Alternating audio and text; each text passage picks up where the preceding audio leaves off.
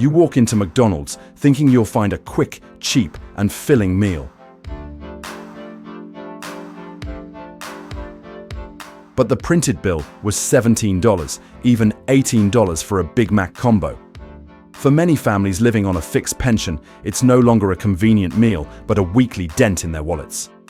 Worse, the people who contributed to making that burger, the farmers in Texas, Nebraska, and Idaho, are selling off their cattle due to drought and leaving their potato fields empty because of rising fertilizer costs.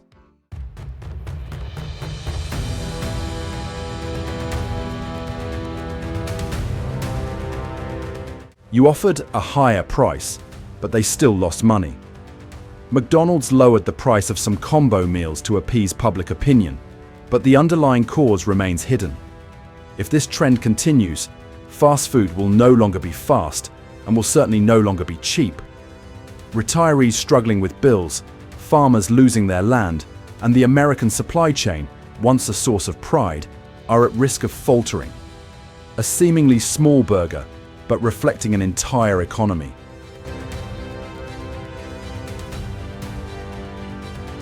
In today's video, we'll go through 5 states that are on the brink of collapse due to McDonald's supply shift. At the end of the video, there will be a special warning specifically for your family's finances. A remarkable figure. McDonald's used to buy over 500 million pounds of American potatoes each year.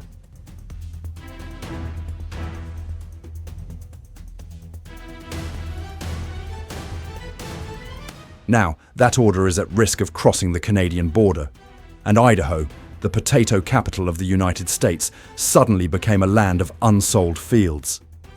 According to the state's agricultural report, in 2024, Idaho produced over 13 billion pounds of potatoes. But this year, McDonald's contracts are down by as much as 30% as the corporation begins to prioritize supply from Canada, where costs are lower and logistics are more convenient. Potato prices at the agricultural market are plummeting, from one 100th pound bag down to just $6. For a family farming 500 acres, it's not just a loss of profit, it's a loss of their future. Many people think this is just because McDonald's wants to save a few cents, but the story is more complex than that. US labor costs are soaring. Processing workers in Idaho are now paid around $8 an hour, double the rate in Canada. Additionally, the US-Canada trade agreement allows for near-zero import duties on potatoes. And don't forget the green pressure. McDonald's wants to reduce its carbon footprint, and sourcing potatoes from Canada helps them advertise a more sustainable supply chain because they are closer to processing plants in the north. What's the result? It was the farmers of Idaho themselves who became victims of a global marketing strategy. But if you think this only affects farmers, that's wrong. When the farms closed, the whole town collapsed along with them. A potato processing plant in Burley has cut 200 jobs, leading to empty Walmart stores and diners losing breakfast customers.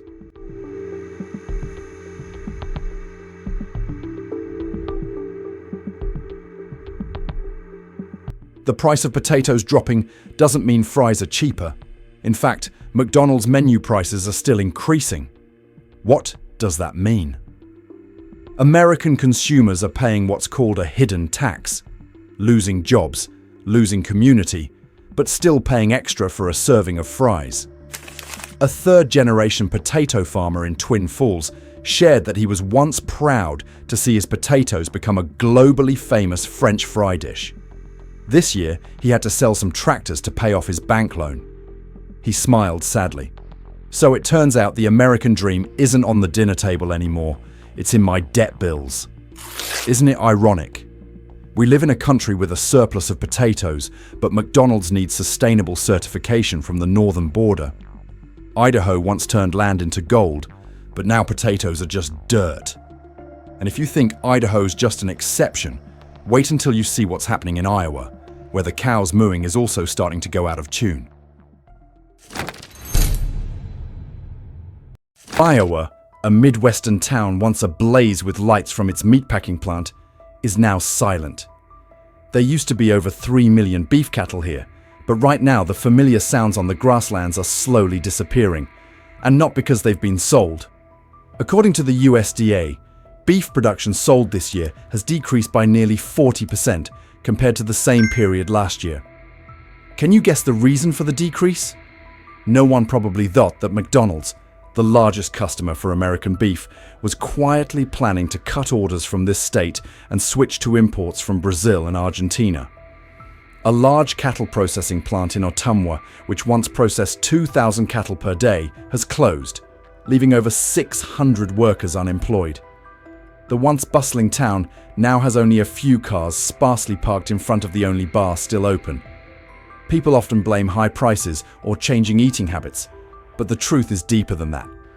Corporations are racing to meet ESG goals, reducing emissions and promoting a green image. And American cattle farming is seen as a culprit in methane emissions. Furthermore, the cost of livestock feed has increased due to inflation, pushing costs to a level that McDonald's is no longer willing to pay. Importing from South America is not only cheaper, but also allows them to show off a diverse supply chain, reducing risk. What is the bitter truth? American beef is not competitive, not because of poor quality, but because of shareholder profits. Losing the cow means losing more than just an industry. That means losing the tax revenue that supports local schools, losing jobs that sustain middle-class families, and losing the pride of an entire community. When the factory in Ottumwa closed, the diner next door also went out of business. Steak prices at Des Moines supermarkets remain high, $4 per pound, but none of that goes to local farmers. This is the hidden tax that the middle class is paying: fewer choices, higher prices, and a dissolving community. A daughter of the ranch owner now has to work as a cashier at Walmart.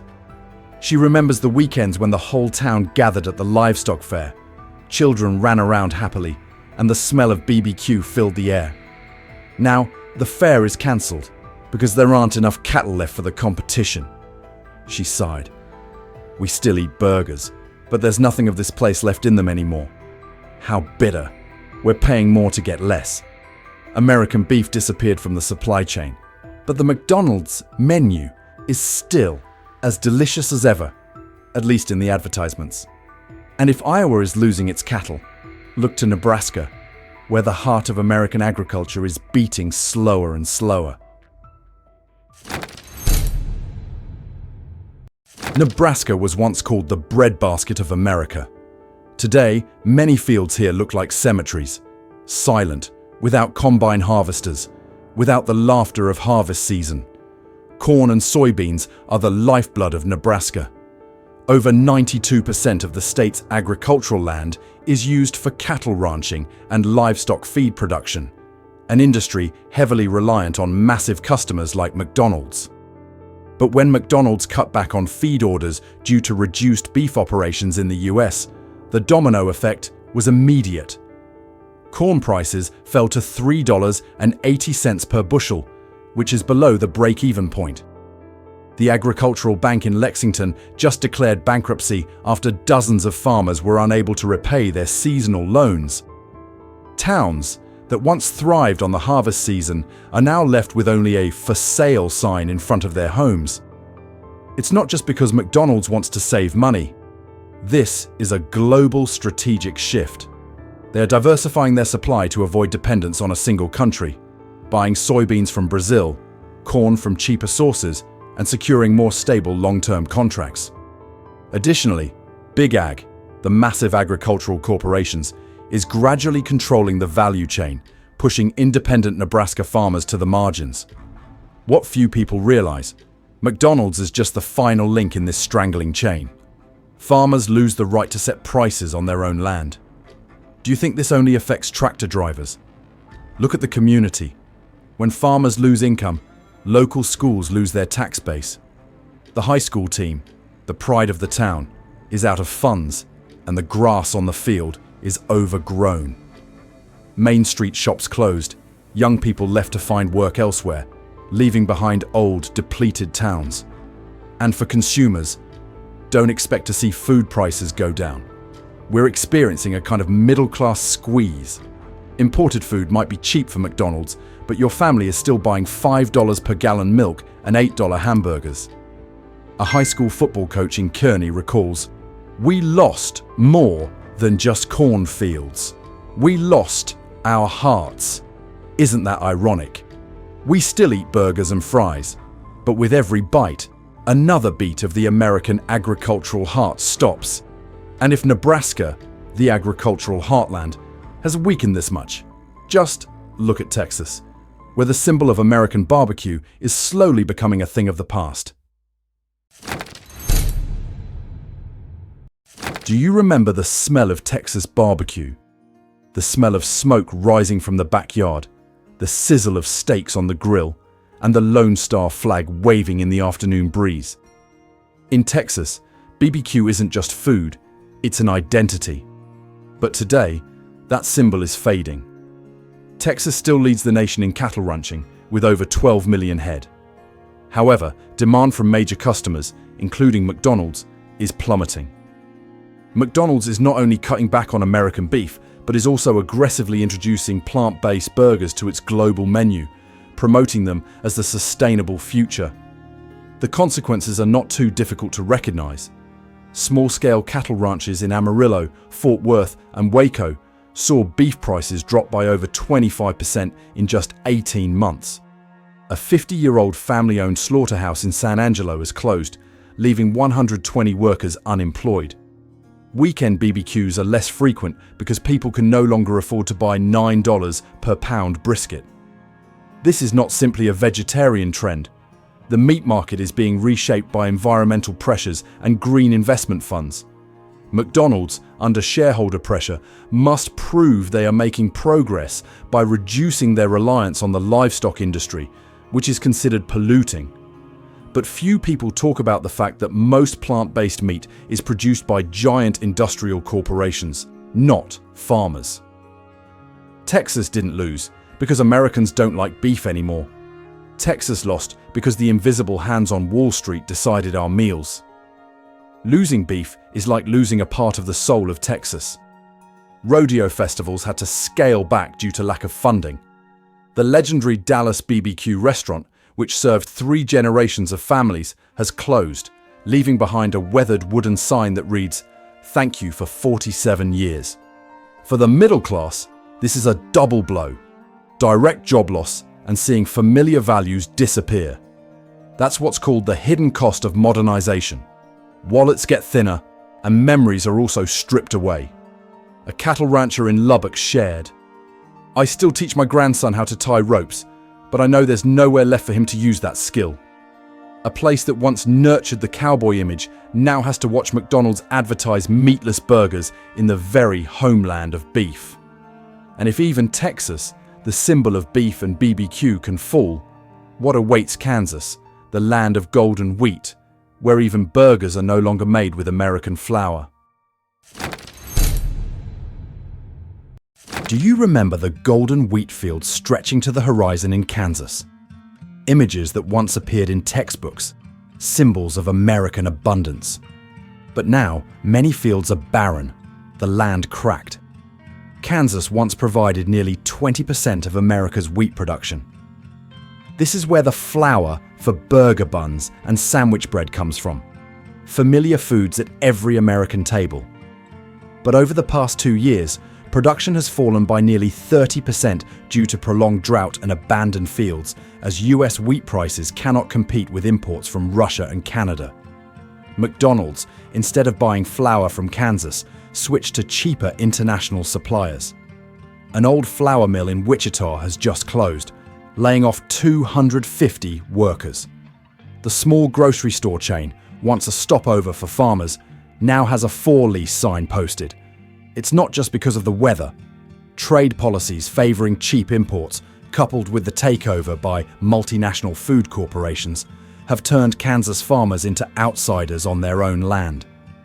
American wheat is more expensive, not because they are greedy, but because production costs, from fertilizer to fuel, have increased dramatically. McDonald's and other fast food corporations take advantage of this to negotiate lower prices. Who do you think is at a disadvantage? The farmer and us, the ones who still pay more for a burger. Kansas didn't just have a bad harvest, they lost the economic lifeline that supported middle-class families. When the farm went bankrupt, the small town lost its school, hospital, and even its church. The lower price of imported flour doesn't mean bread will be cheaper. It only concentrates the supply chain in the hands of a few, shifting the risk to every American family when a crisis occurs. This is hidden fragility, the fragility hidden in your Walmart shopping cart. A woman who used to work at the Wichita flour mill now lives on a meager pension. She stood in front of the old factory gate, remembering the smell of flour that used to whiten the entire neighborhood. We used to make bread for the whole country. Now I have to buy bread from Canada. Bitterly, even the burger bun in your hand is no longer made in America. This isn't just 5 states. These are the 5 pieces of the American dream on a crumbling dinner table. We are witnessing a silent shift, from domestic production to global dependence, from self-reliant communities to an economy concentrated in the hands of a few corporations. The middle class, the backbone of the nation, is paying the price with their wallets, memories, and even their identities. No one is saying you have to give up McDonald's or oppose globalization. But understanding the truth, asking questions, and supporting what's left of domestic agriculture is the only way to keep the American meal truly American. Let's try asking it this way. If the $5 meal deal returns, will it be enough to save McDonald's? Or will it just be a temporary pain reliever? After the Big Mac 8 drama went viral in the media, McDonald's was forced to respond. And that reaction is a combo discount of about 15% from September 2025.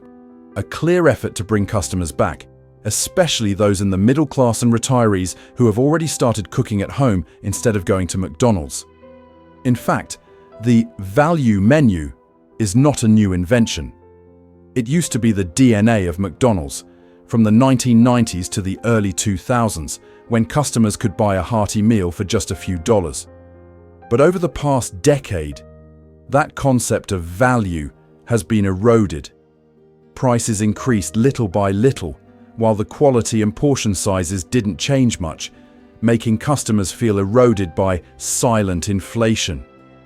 The 8th Big Mac event was the final straw, making McDonald's the target of social media criticism, a living symbol of inflation. So why is McDonald's bringing back value? The reason lies in the fear of losing customers. Competitors like Wendy's and Burger King were quick to introduce affordable combo meals, ranging from $3.99 to $6 to attract price-sensitive customers. McDonald's, which once dominated the fast food value segment, is now forced to reposition itself lest it lose an entire generation of customers. Specifically, the group of older retired men living on a fixed income. This is the most loyal, but also the most easily turned off customer group. But don't be quick to think that McDonald's is lowering prices out of love for its customers. In reality, this is the fear that you will fall in love with. Burger King. When traffic decreased and sales per store plummeted, McDonald's management understood that they could no longer squeeze customers with high prices. And so, the value menu made a comeback, promoted as a return of a legend. But behind that glossy marketing campaign lies a reality. Input costs remain sky high. This is the paradox. Consumers might feel relieved by the slightly cheaper combo, but farmers and the supply chain behind them are still struggling. Cattle prices are still rising because the herd hasn't had time to recover.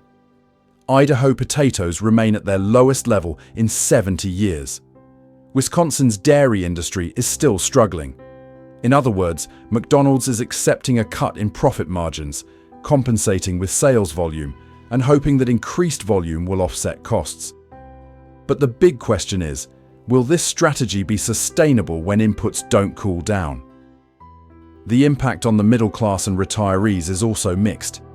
For many families, seeing the combo return to $5 to $6 brings a sense of nostalgia and hope. At least there's still something cheap. A retired former engineer in Ohio once said, "This is the first time I felt like McDonald's remembers us."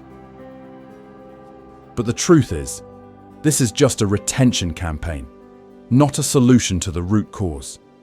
If food inflation continues, these cheap combos will soon disappear or shrink in size, leaving consumers back in the familiar cycle.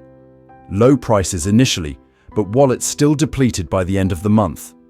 On a macro level, the comeback of the value menu doesn't solve the crisis in the US agricultural supply chain. It's just like taking aspirin to temporarily forget about a toothache. The pain will return if you don't treat the root cause.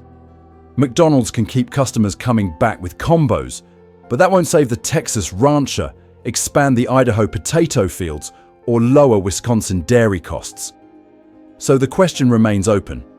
Is this the beginning of a long-term strategy, or just a pain reliever for a chronic illness in the American food economy?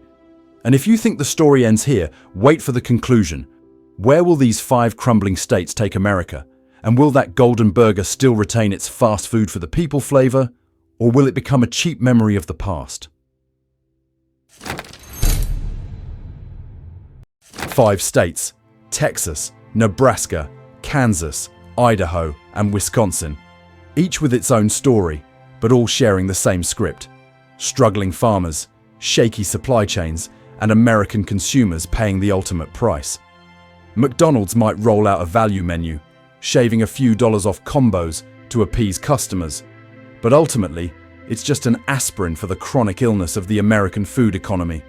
Because beef is still scarce, potatoes are still declining, cheese is still rising in price, and the worry in your wallet hasn't disappeared yet. The big question for us is, will food prices in the US level off, or will they continue to rise? Is McDonald's still fast food for the people, or is it just a cheap memory of the past? I'd like to hear your thoughts. Leave a comment below. In your state, how much does a McDonald's combo cost, and do you still consider it a true value meal? If you find the video helpful, don't forget to hit like, share it with your friends, and subscribe so you don't miss future analyses of the American economy, politics, and society. This video is based on public data, government reports, and media analysis, and is not financial or investment advice. All opinions are for educational and discussion purposes only. Please verify the information before making any economic decisions.